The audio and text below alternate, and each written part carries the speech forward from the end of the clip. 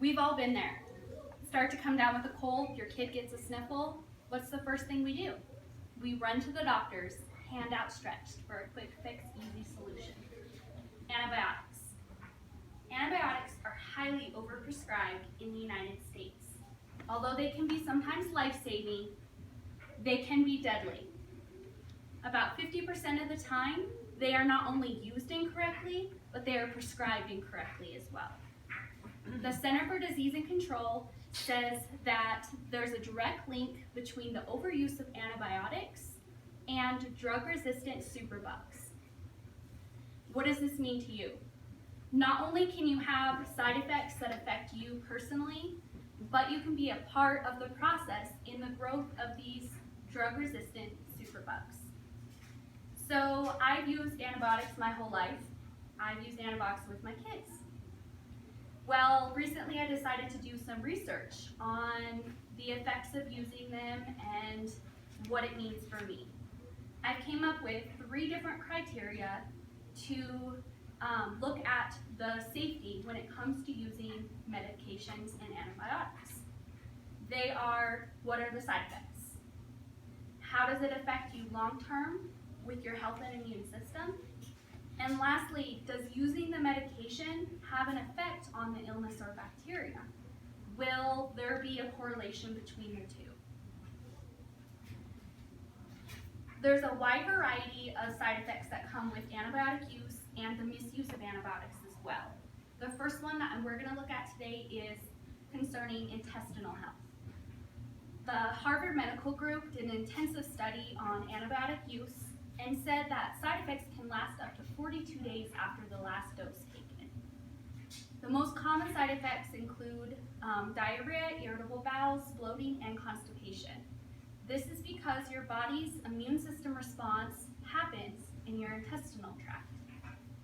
Now, where it takes on average your body 6 days to recover, during this time, the antibiotics have not only wiped out the bad bacteria, but they wiped out the good bacteria as well.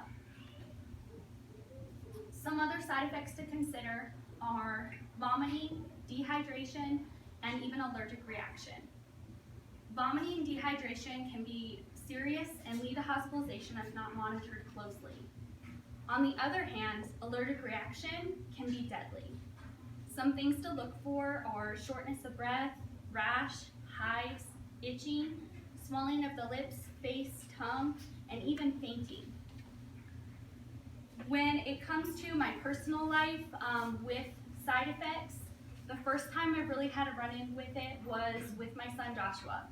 He was prescribed antibiotics incorrectly for a common cold. That was a viral infection. And pretty much after his first dose of antibiotics, he started to have severe diarrhea. Now, there's nothing worse than as a parent trying to make your child better and then feeling like you're making them worse. Luckily for us, it only lasted 2 days and we didn't have to take him back into the doctors or anything like that.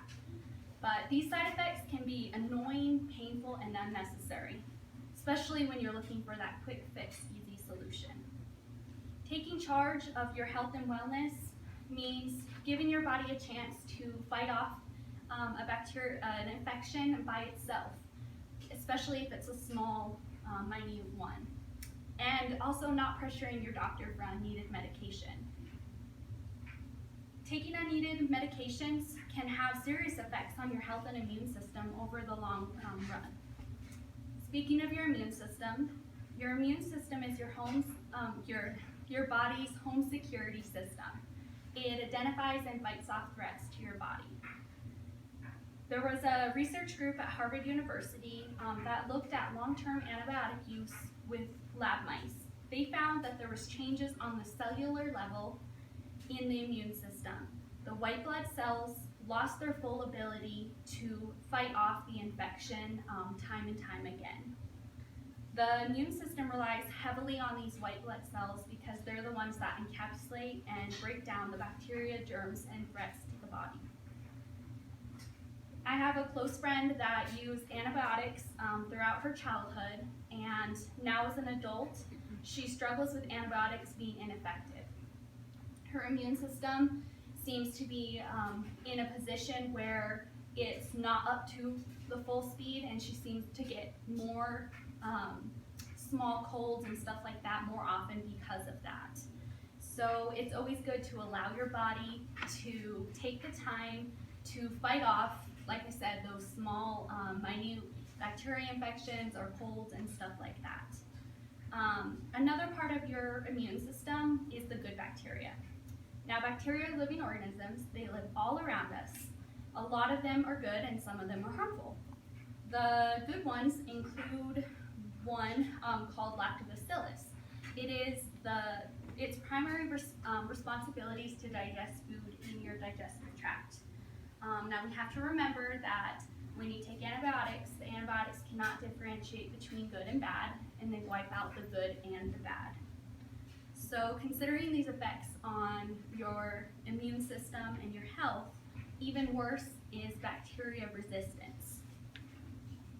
Bacteria resistance is when a bacteria has been exposed to an antibiotic over a long period of time, and it grows and mutates to be unresponsive to that antibiotic.